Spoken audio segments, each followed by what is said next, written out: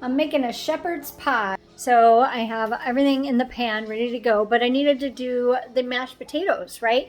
So I used my pressure cooker, my favorite cooker. It's on sale. I just put in potatoes. I do the fork test. They are definitely ready. I had them in there for 15 minutes. No water, no broth, no nothing. They're gonna peel real easily because they're super tender. See, they're gonna peel so easy. And then I put them on top of my shepherd's pie bottom in my Lasagna Ultra Pro.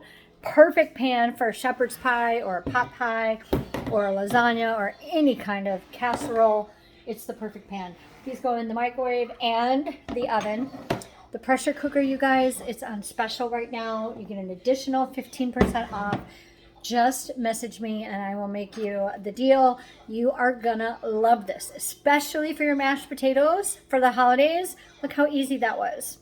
Yeah, super easy. And if you have the whip and mix, you can whip up your mashed potatoes in seconds. So easy. I'm going to show you guys what, the shepherd's pie when it comes out so you can see how delicious it's going to be. And that's what's for dinner tonight.